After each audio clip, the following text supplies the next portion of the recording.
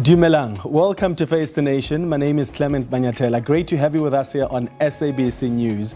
On the show tonight, is our defense force capable and sufficiently resourced to defend and protect the Republic, its territorial integrity and its people as mandated by the Constitution? The defense force has faced budget cuts. There have been concerns about the lack of maintenance of its crucial infrastructure and equipment, which could ultimately undermine the national security if that fleet is grounded and non-operational. So what's the plan? How is the defense minister attending to these concerns? Angie is the defense minister and she faces the nation tonight.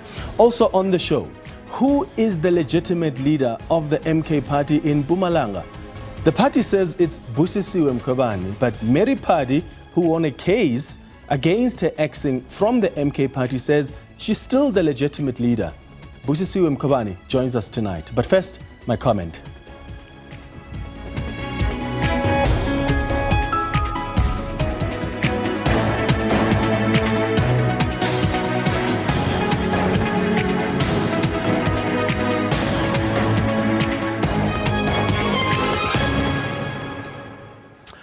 So, the ANC has announced that the party's NEC has agreed to reconfigure the leadership of Gauteng and KZN following their dismal performance at last year's elections. The ANC's Secretary General, Fikile Mbalula, confirmed these NEC plans earlier today.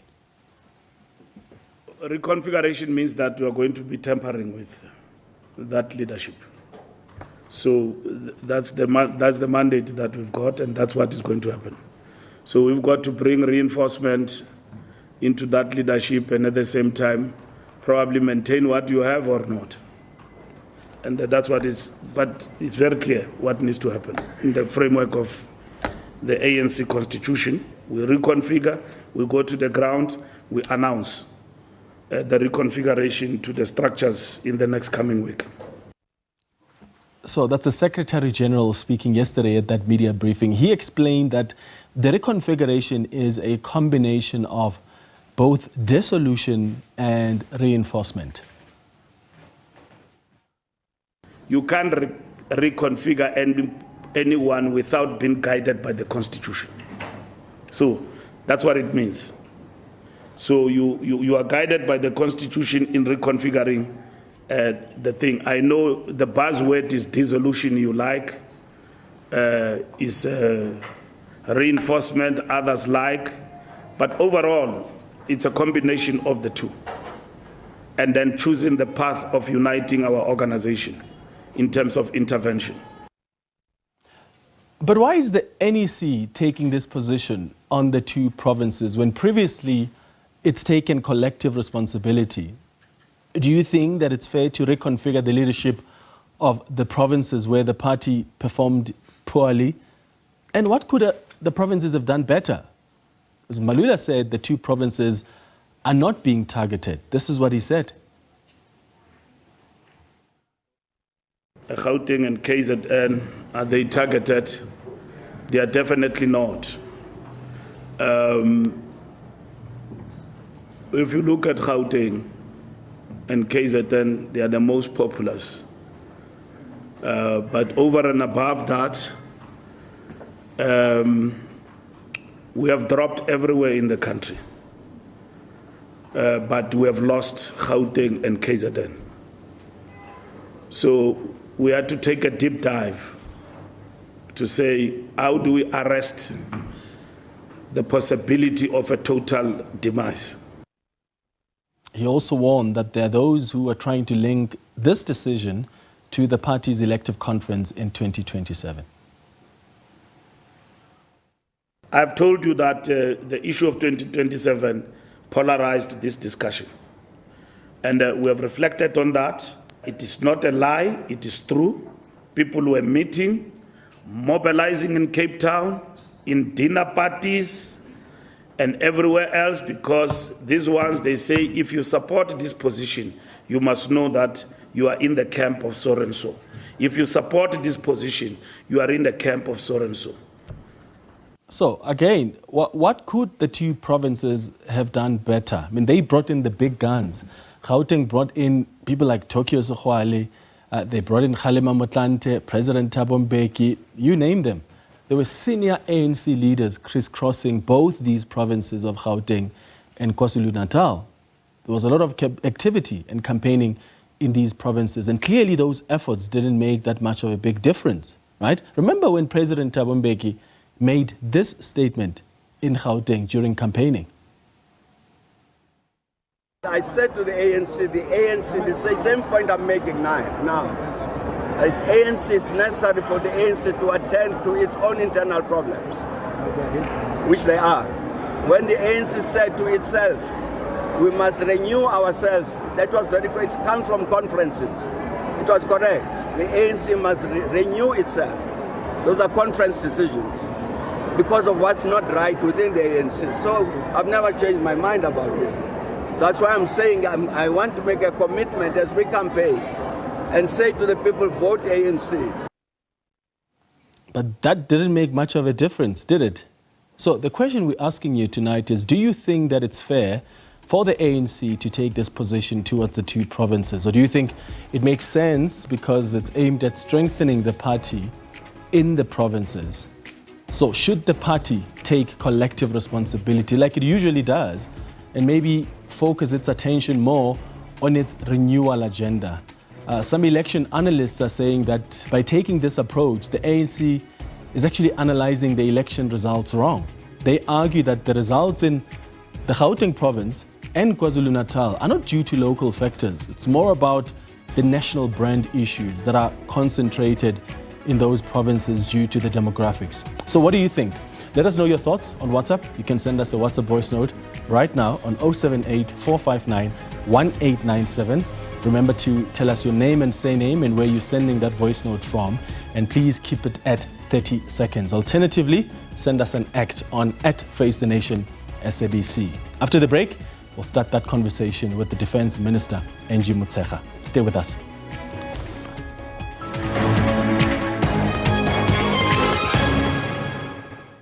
Welcome back. Now, the Minister of Defense and Military Veterans, Angie, says it's important for the continent to preserve the Southern African development community. This regional bloc plays a crucial role in promoting regional integration, economic development, peace and security. The Minister says despite various challenges, the goal should be to achieve stability within the region. She joins me now in studio. Minister, thank you so much for making time for us. Good evening. No, thank you for having me. Good evening. Yeah, I want to start our discussion by reflecting just briefly on your previous portfolio in education. You were Minister of Education for as long as I remember.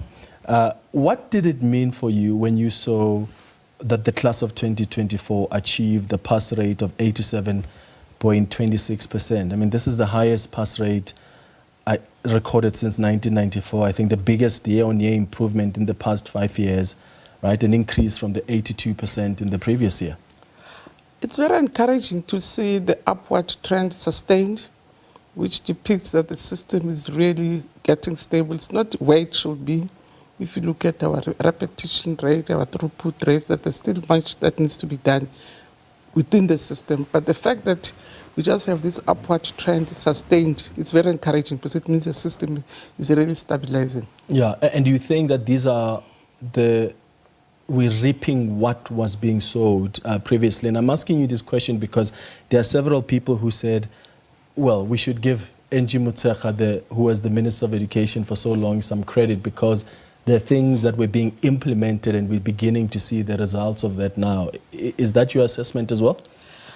You know, I think our provinces, because as national, we just come with policy. If our provinces are not geared up, whatever policy you do national will mean anything. But you can see province after province, they are really getting themselves together, the strong leadership, and that's where the system matters more, in your districts and in your provinces. You look at your district directors, provinces are choosing some of the best officials to run those districts. And schools and principals and even parents and even the South African population is paying more attention to education, and that in itself really is encouraging that as a country we're pulling together to lift the system. Okay. All right, let's discuss your new portfolio now as Defense Minister. It's been a couple of months now since you've been the Defense Minister. And there's obviously a lot to look at. I want us to start off maybe with the peacekeeping missions on the continent. We have lost several soldiers in the DRC on separate incidents, and questions have been asked about whether our soldiers actually have the support that they need when they are on these missions. How are you attending to this? Because sometimes it looks like our soldiers are sent out to the battleground without adequate support.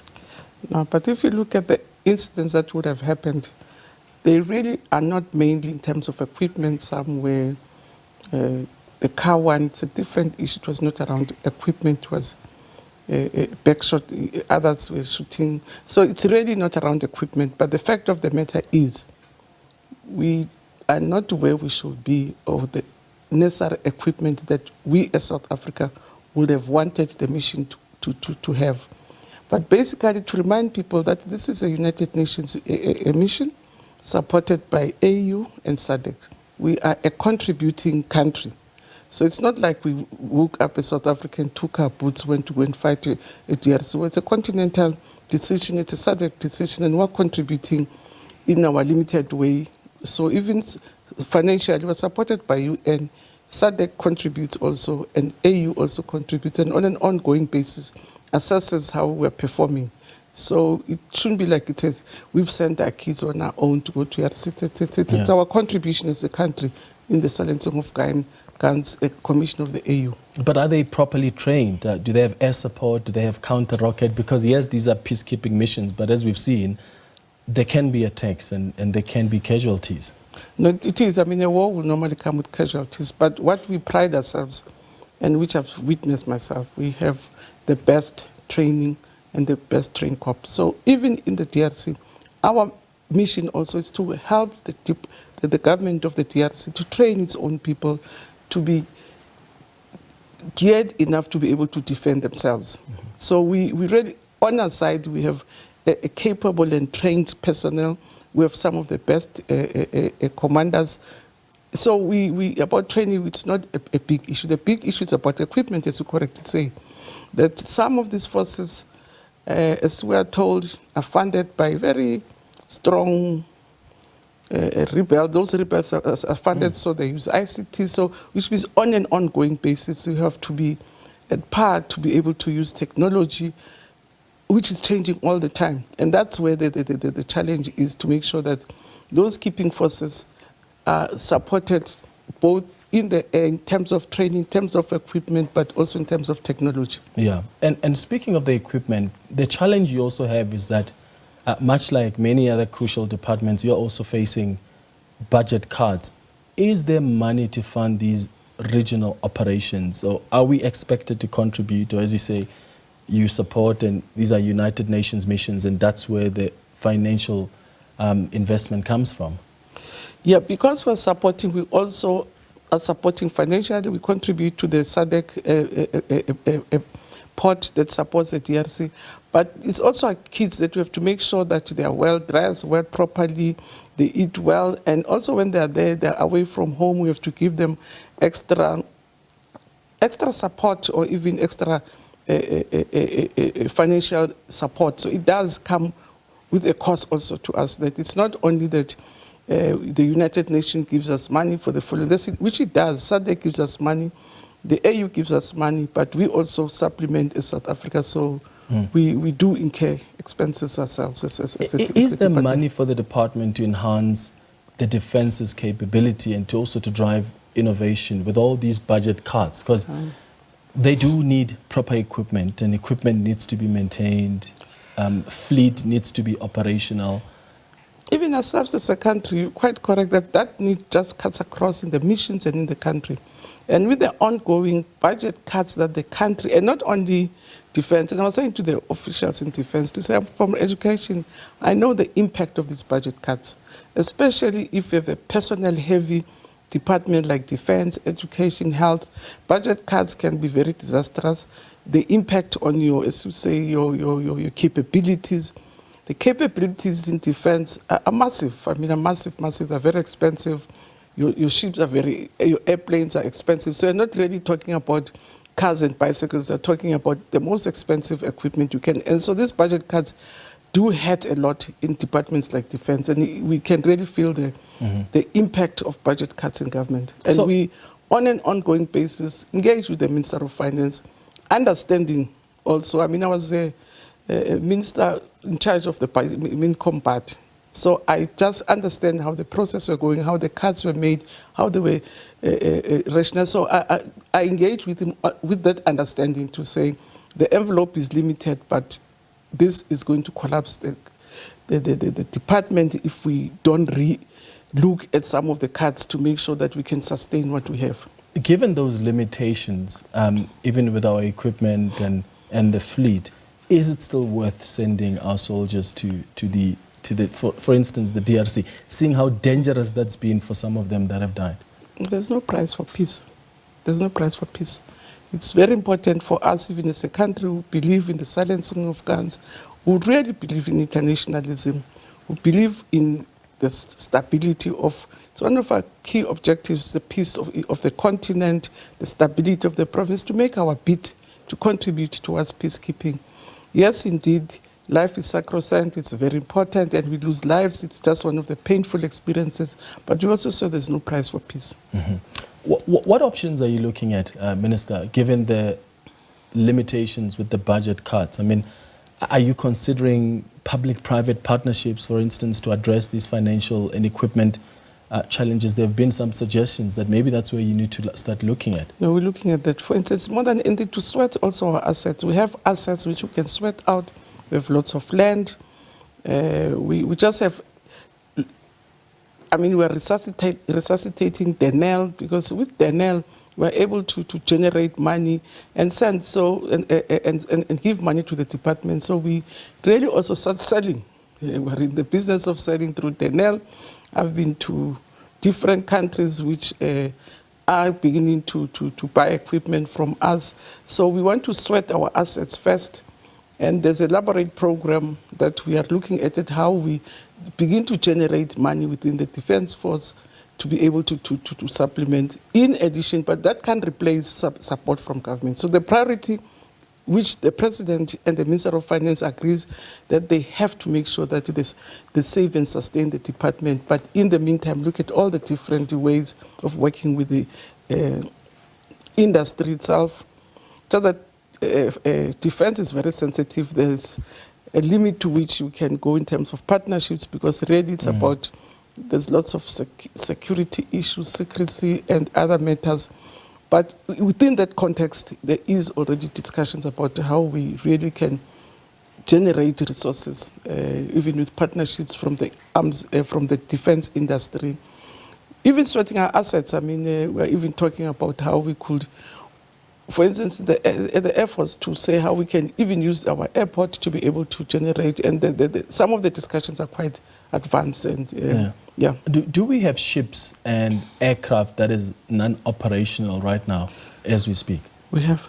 And the major problem, and it's not only money, mainly it's finances, that we're not able to, we don't have enough money to service all of them at the same time. But in some instances, I'm told in the past 3 years, because of the challenges in Europe, in Ukraine and other things, most of our equipment is imported from the West. So the deliveries have been coming slow, the maintenance has been coming slow. Even our own capability as a country, as I said, Denel was on its knees, which we, as a country, historically, we've been relying on them. So it's been mainly financial, but also it's been a matter of even beginning to diverse our procurement and looking at other parts of the world to procure from.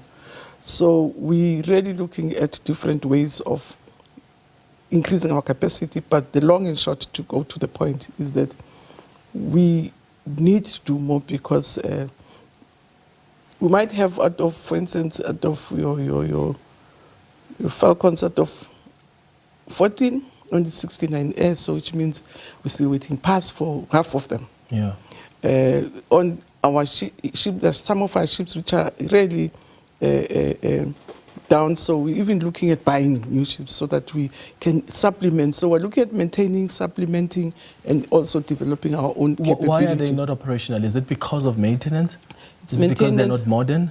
No, it's maintenance. Some of them are very old. I mean, when I went to Simonstown, there were ships which were 98 years old. Some of the parts, especially those that were produced in the country, those factories were closed. So it's quite a number of challenges, but mainly it's maintenance, but also procuring new ones to deal with the current new environment, which is high tech. Okay, I see procuring new ones because that speaks to capital. You need money for that. But why are the existing ones not being maintained?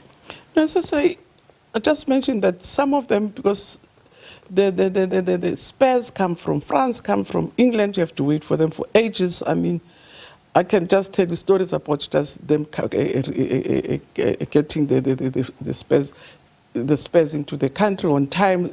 We stay almost 8 months waiting for a part that we had ordered. So there's also delays in terms of where we bought this equipment from.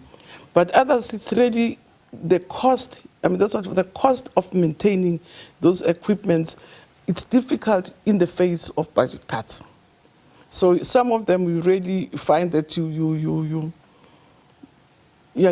can't get all of them on air at the same time because you don't have enough money to keep them all in the air or keep all of them in the sea. So it's maintenance, finances, but also capacity. Isn't there an issue of inefficiencies as well? I mean, if you order these parts on time, Minister, they will come in a year's time or 2 years' time, and then you do the maintenance.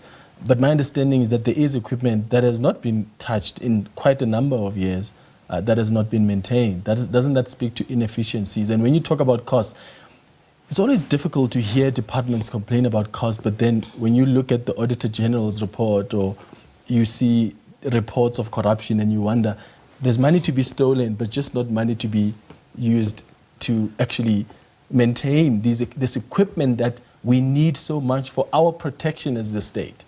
That's why I mentioned capacity. To say, I mentioned that yes, it's money, yes, it's a capacity within the country to be able to sustain itself. I made an example of a ship which is 90 years old, and they say it's difficult to, the factories that were local are no longer producing them. So it's your capacity.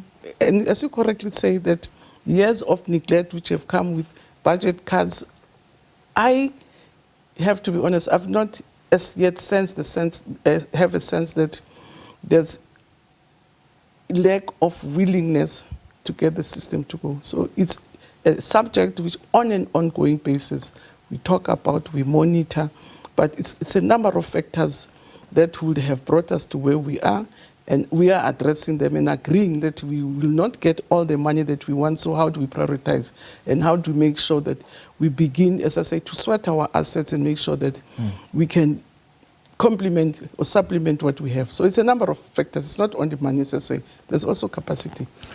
Does this not leave our SANDF in a state of paralysis? I mean, you have a commitment to national security as the SANDF, but with the lack of funds and all of these inefficiencies, the lack of maintenance, are you able to meet that mandate effectively?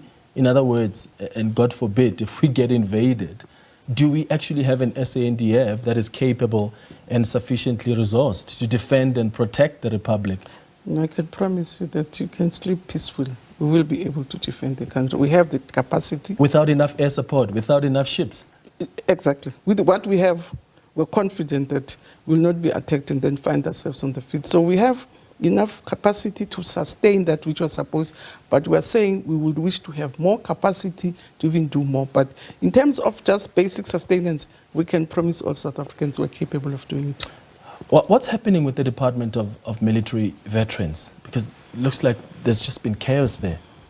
Challenges? It's a new department, to be honest. And it was a department... The military veterans? Exactly. 10 years for a government department. It's not new. It's new. It's new. When I went there, you can see that the government systems have not made sure properly.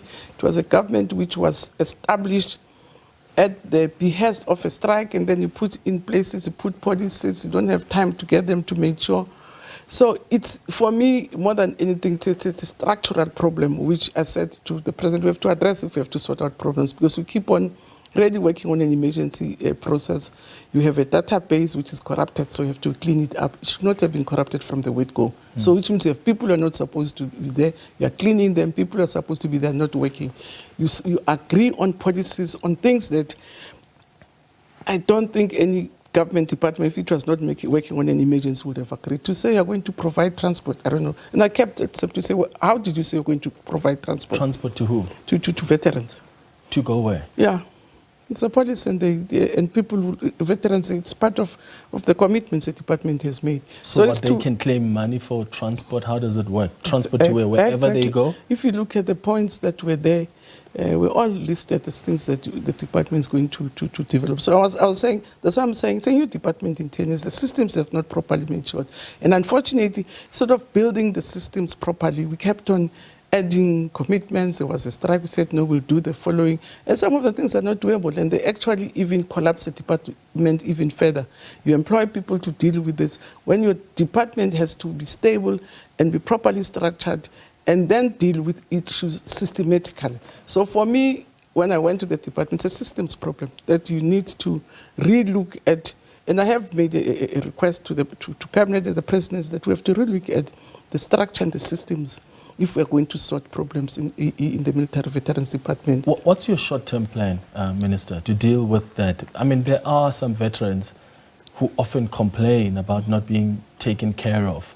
And these are people that have sacrificed their lives for us to have the freedoms that we enjoy, and for them not to be properly looked after because of inefficiencies or corrupted lists can be unacceptable for 10 years. And that's why I said, actually even this week, I said to them, let's prioritize basic things so that we don't try to do everything and agree that some of these things are long-term and maybe they're not easy to work with.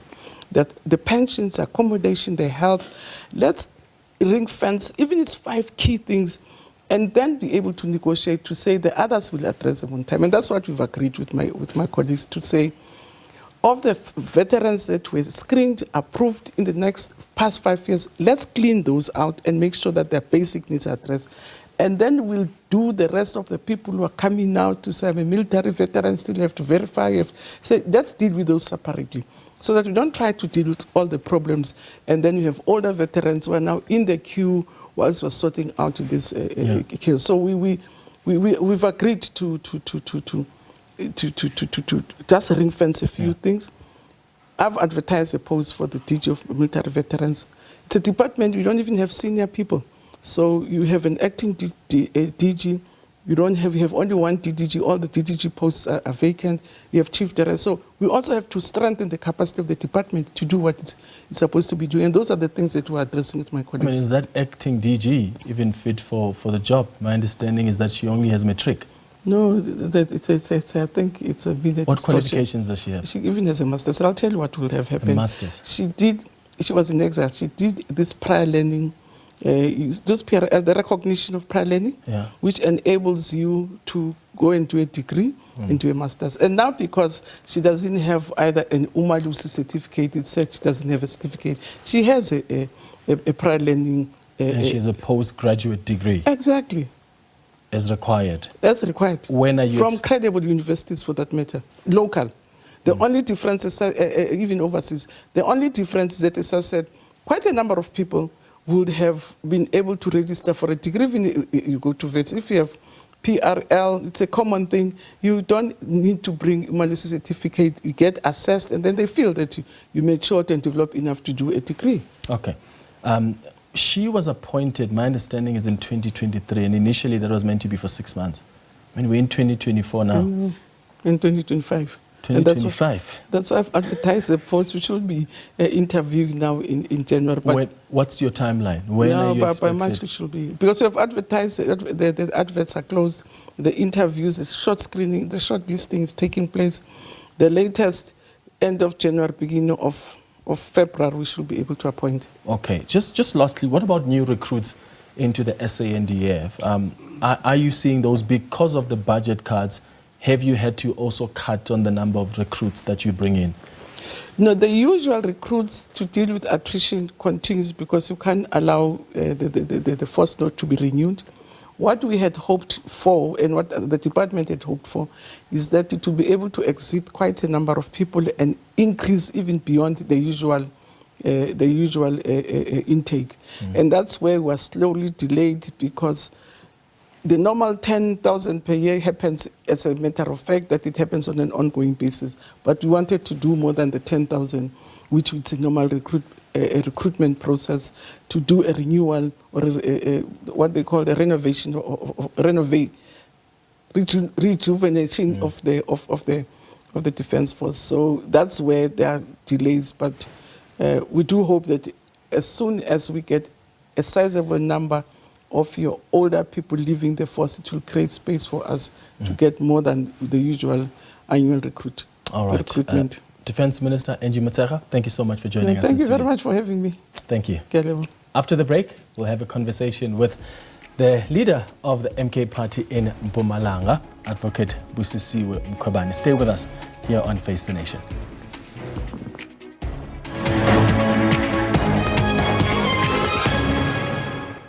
Welcome back. uMkhonto weSizwe party says Advocate Busisiwe Mkhwebane is the legitimate leader of the party in Mpumalanga, but Mary Phadi says she's still the legitimate leader after the Mpumalanga High Court ruled in her favor following her dismissal from the party. The organization says Mkhwebane will help stabilize the party's presence in that province. Advocate Busisiwe Mkhwebane joins me now in studio. Advocate Lochani, thank you so much for making time for us. Lochani, we say commander morning. Thank you. Yes, in our language. In our language, is it commander? Yeah, commander morning. Have you gotten to the new language of not saying fighter? No, yeah. Now it's commander morning. Yeah, okay. We don't sleep, we work throughout. Okay, how are things going in Mpumalanga so far since you've taken over? You know, things are going so much well. Actually, we've achieved a lot in a short space of time. I was appointed on the 25th of October when the president announced that I'll be the convener of Mpumalanga. So to this day, after the announcement, we've managed to identify various offices which are supposed to be your constituency offices, though we still have to sign the agreements. We have also hosted a very successful event at uMkhonto. It was a build-up event towards the first anniversary of the party.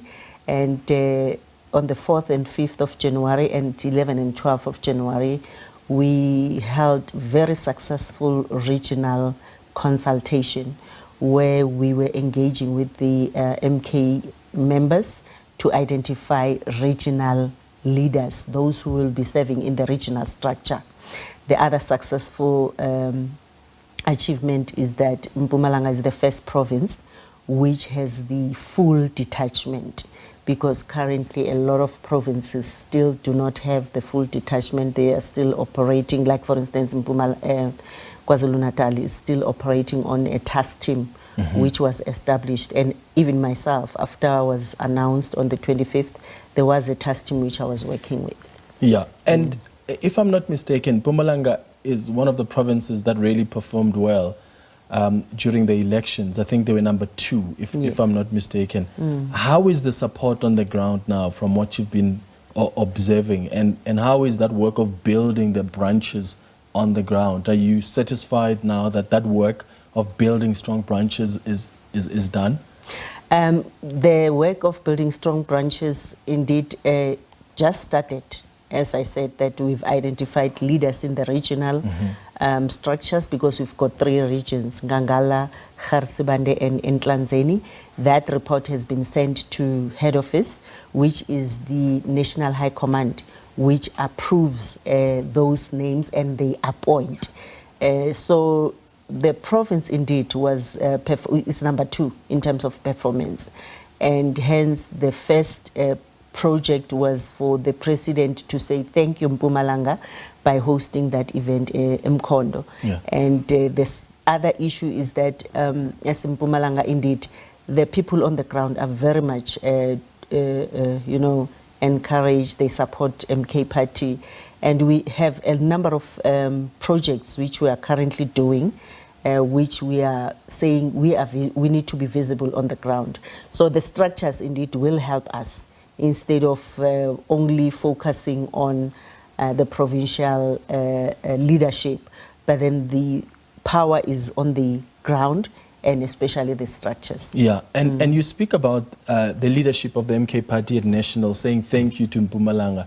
I interviewed Mary Phadi on the show a couple of months ago, who was the convener of the MK party in Mpumalanga, and she seems to suggest that it's part of her contribution that led to the success or successful performance of the party in that province. Do you, as the MK party, actually appreciate the role that she played in that province? Because she seems to suggest she made a lot of investment as a convener. Ms. Phadi was not the first convener. The first convener of Mpumalanga was Ubabu Kamete from uMkhonto's side. And uMkhonto is one of the sub-regions which performed good, though their numbers are few, but then their performance is around 55%. So after Ms. Phadi, then there was, in fact, after Kamete, it was then Ms. Phadi. So it's a collective effort, it's a collective work. Ms. Phadi is from the Nkangala region, where I'm also from. And Nkangala region, anyway, didn't perform that much good compared to Gersibande and Tlanzeni. Nkangala region is the third region in terms of performance, though where she comes from, Emalahleni, it was also 22%, which it was kind of good.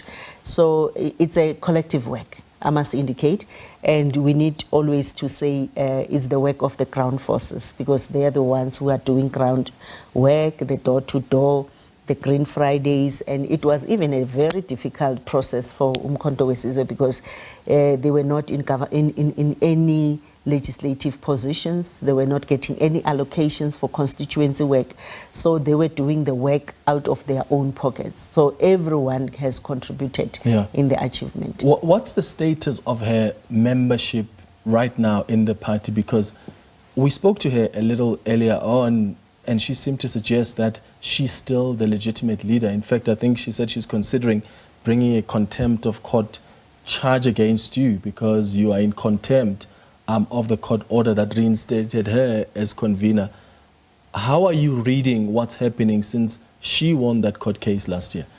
I would say, firstly, yes, the matter is sub judice, and the matter was she took the organization to court, which is in violation of the constitution of MK Party, because when you take the organization to court, you are automatically dismissed.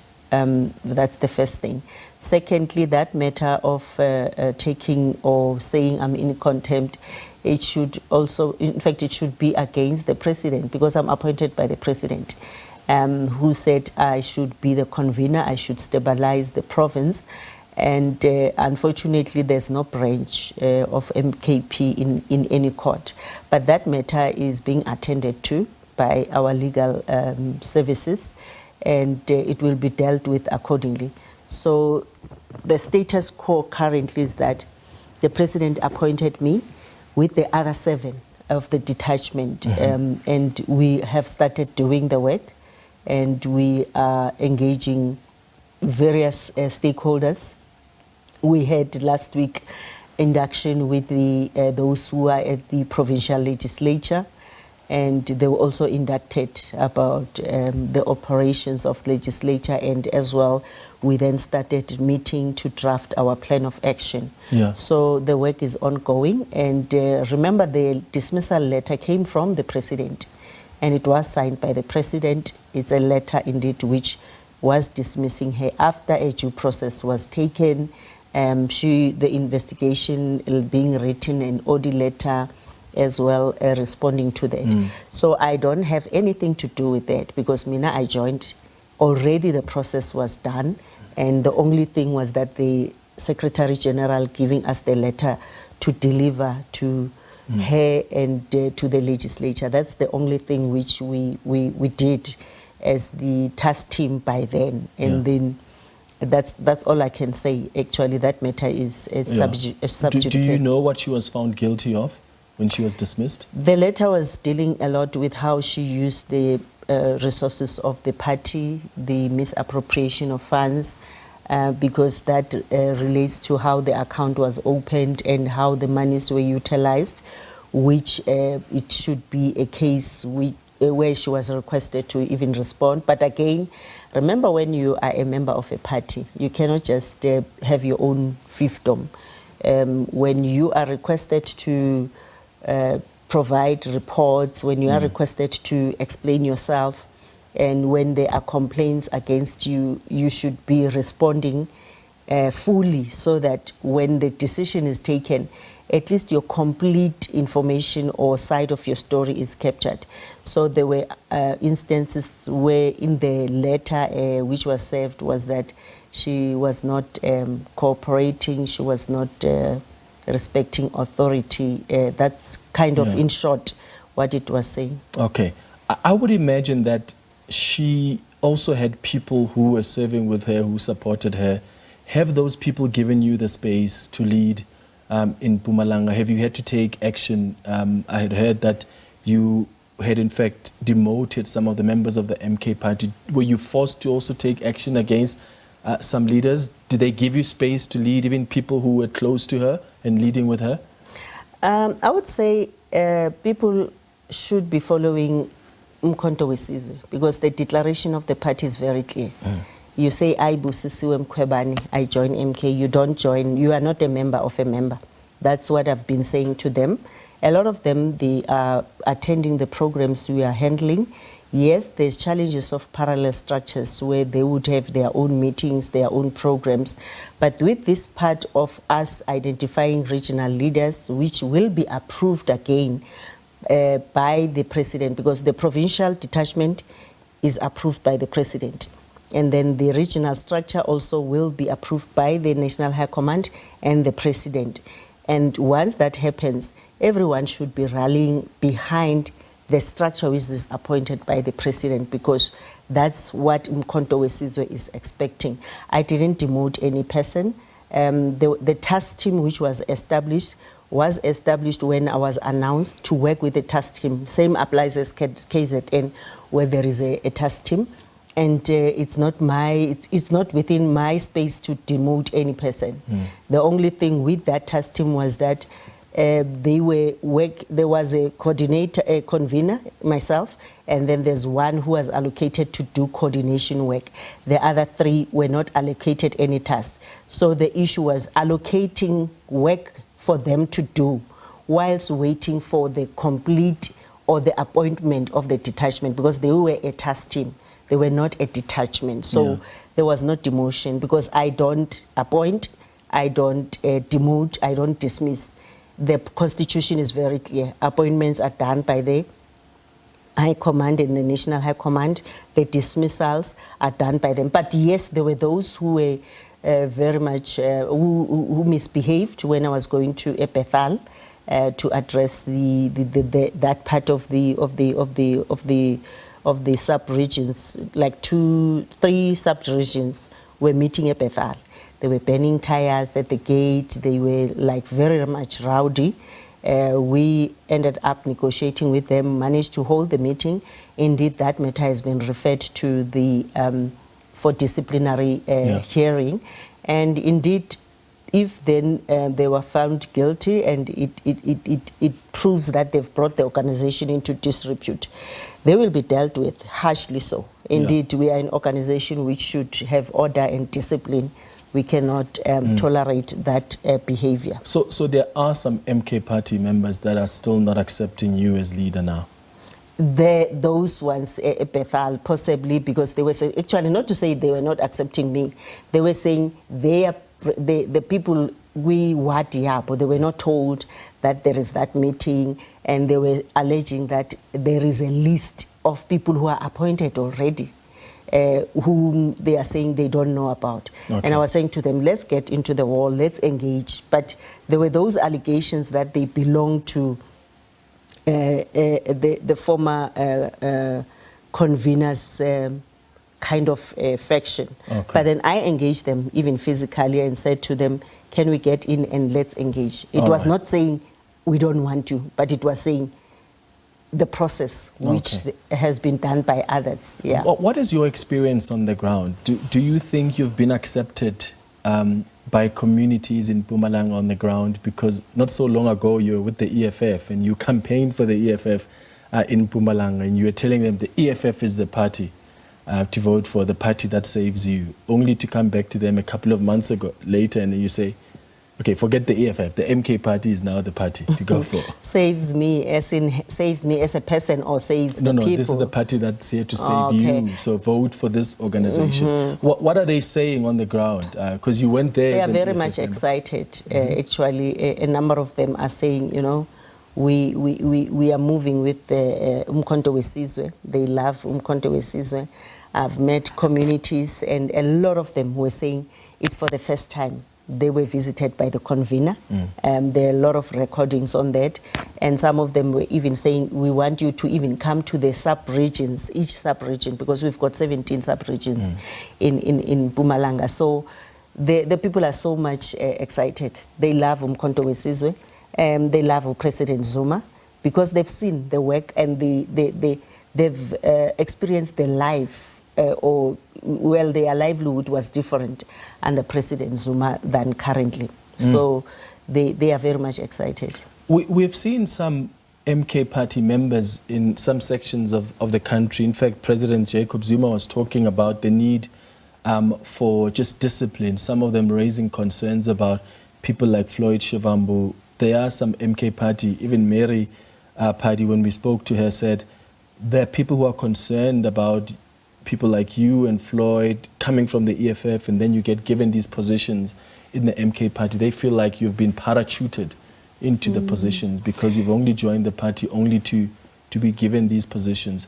How are you negotiating that with members of the MK party that you found in the organization? You know, people on the ground, they are not concerned about that.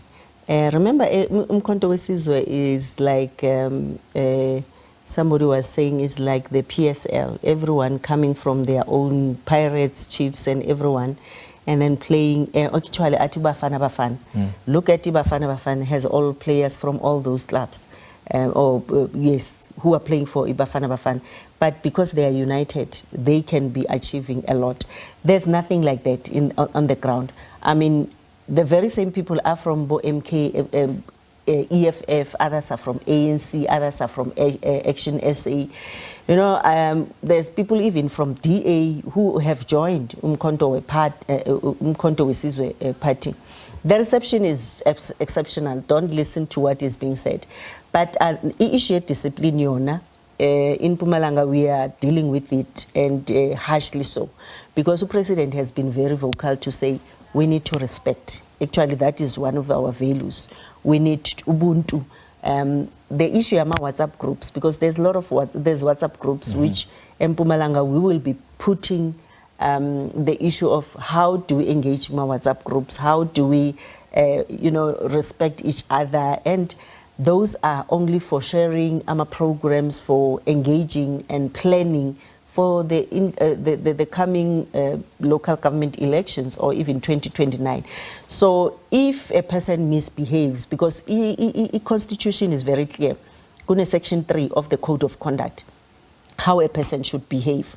Insulting another member, the member of the public, is an offense.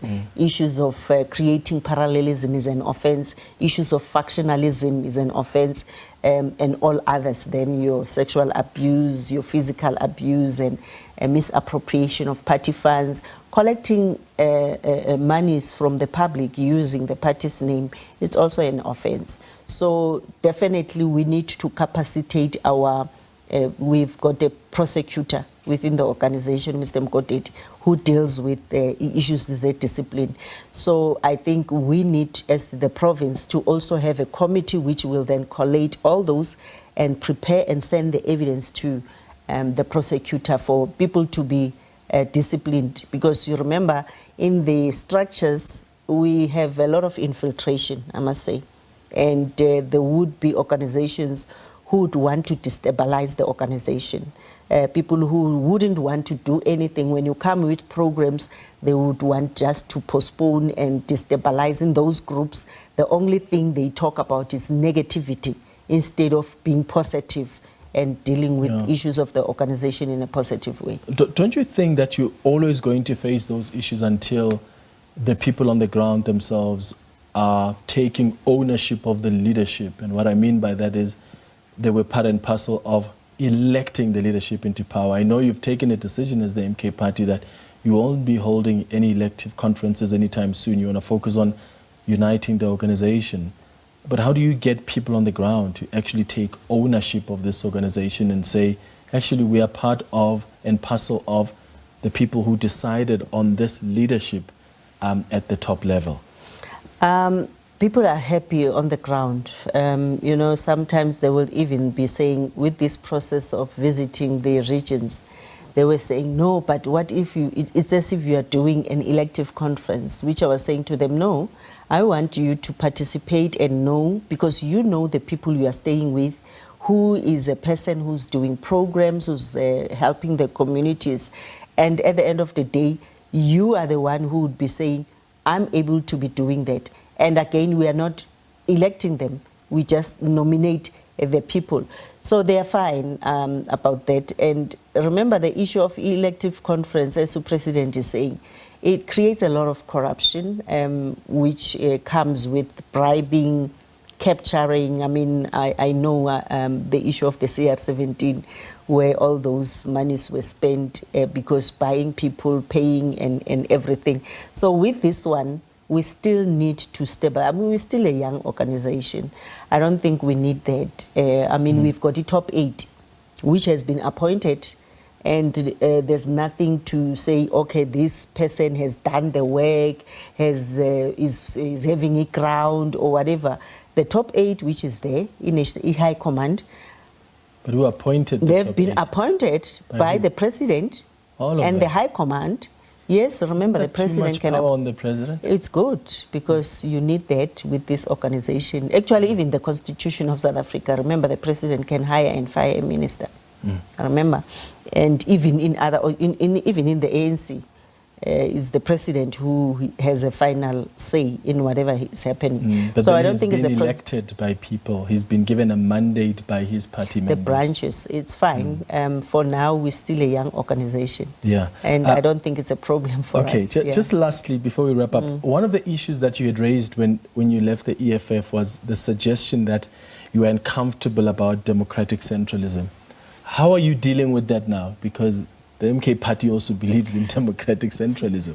You know, it was quoted out of context. I remember you summarizing and I listened to it. That's what you said. No, it was. I was saying it was a new term for me. For you. I mean, yes, participating actively in politics. Remember being a key person who politics, as in now being on the ground, on the structures. Though the work I was doing as a public protector, I mean, I've dealt with world politics, especially the kind of reports and the investigations are conducted.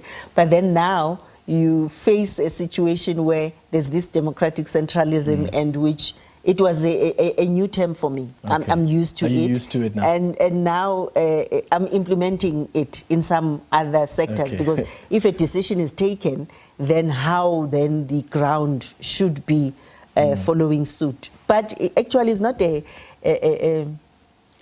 come to think of it, in any organization, you cannot just take, when the organization and the board have taken a decision, you have to run with it. Exactly. Advocate Busisiwe Mkhwebane, I appreciate your time. Thank you so much for coming through, and all the best with your position as leader in Mpumalanga. Definitely, and thank you so much for inviting me. We are here to serve. And thanks to you for watching the Tuesday edition of Face the Nation. We'll be back with you on Thursday at 8 p.m.